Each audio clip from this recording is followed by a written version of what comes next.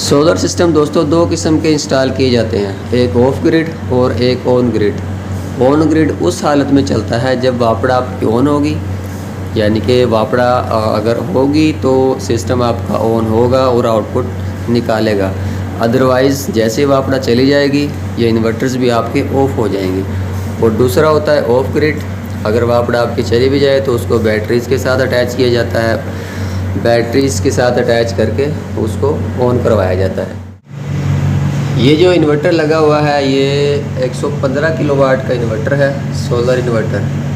ये आप देख लें यहाँ पर 115 किलोवाट और 125 केवी है, यानी कि अगर 125 केवी हो तो 115 किलोवाट मिलता है।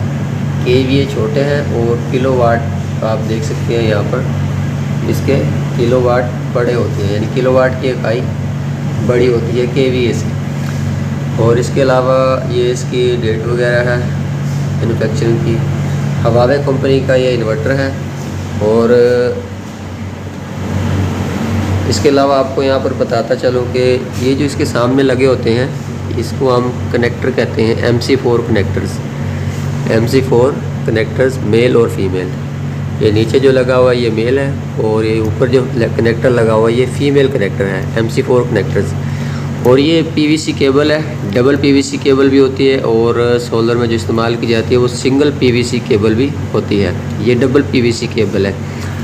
और इसके अलावा ये इसका पाइप्स हैं, PVC पाइप इसको हम कहेंगे, PVC पाइप। और PVC पाइप के नीचे ये ग्लाइंड लगे हुए हैं। कुछ दोस्तों को मालूम नहीं होता क्या क्या चीज़ें इस्तेमाल की जाती हैं। ये ग्लाइंड्स हैं।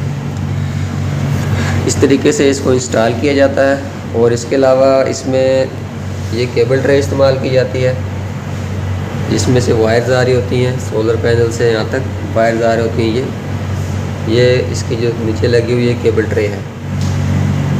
ये तो हो गई इसकी इनपुट साइड। और यहाँ से आउटपुट निकलेगी, ये यहाँ से, ये देखें आप, यहाँ से आउटपुट निकलेगी मेन वायर। और ये कहाँ पर जा रही है आपको चेक करवाता हूँ मैं। इन्वर्टर की आउटपुट निकल कर यहाँ पर आ जाती है। जो वायर मैंने आपको चेक करवाई थी वो यहाँ पर आ रही है। ये सेपरेट हर इन्वर्टर का एक MCC भी लगा हुआ है। और इन तीनों MCC के पीछे मेन पर ये देखें एक और MCC भी लगाया गया है। यहाँ से वापड़ा की इनपुट आ रही है और इन तीनों ब्रेकर के साथ सिंक है।